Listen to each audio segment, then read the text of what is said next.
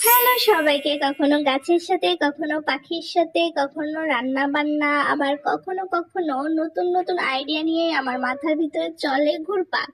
সকাল সকাল পাখির সাথে কথা আলাপ আলোচনা করার পর আমার মনে হলো এখন আমার এই রং দিয়ে কি করা যায়, যেহেতু রঙের ডিব্বা পুরোপুরি খালি হয়ে গেছে।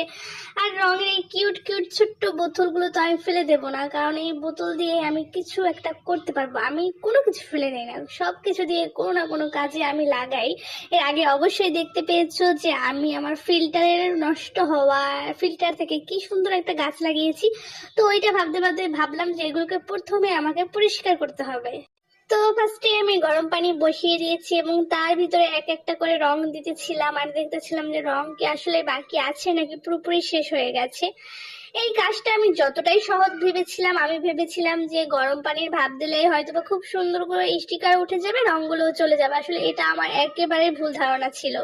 কারণ যখন গরম পানির ভাপ দিলাম তখন দেখতে পেলাম রংটা যত তাড়াতাড়ি উঠে যায় তার থেকে কঠিন কাজ হচ্ছে এই স্টিকার গুলো উঠানো। স্টিকারটা একেবারেই উঠতে চায় না, আর উঠে গেলেও স্টিকারের ভিতরে যে একটা কষ থাকে ওই কষটা কিন্তু একেবারেই উঠতে চায় না। আমি অনেক কষ্ট করে ওই কষটা উঠিয়েছি। আর এই যে দেখো রংগুলো একবারে বের হওয়ার পর কিরকম হয়ে গেছে, মানে পুরো বোতল, মানে পুরো গাবলা ভরে গেছিল রঙে। আসলে এই ধরনের কাজ করতে আমার খুবই ভালো লাগে, তাই আমি এই ধরনের কাজ করতে খুবই পছন্দ করি। বাসায় কোনো অকেজো জিনিস বা নষ্ট হয়ে গেলে তা থেকে আমি নতুন নতুন কোনো জিনিস সৃষ্টি করে ফেলি। এটা আমার কাছে খুবই ভালো লাগে।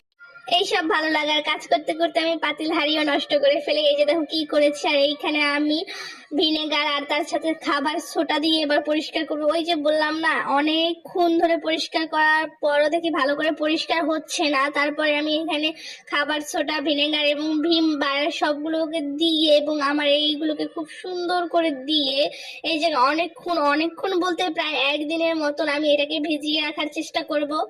আসলে আমরা যেটা ভিডিওতে দেখি খুব তাড়াতাড়ি সবকিছু হয়ে যাচ্ছে, একটুর ভিতরে রান্না বান্না হয়ে যায়, একটুর ভিতরে একটা কাজ হয়ে যায়। আসলে কিন্তু বাস্তব জীবনটা আরো অনেক কঠিন।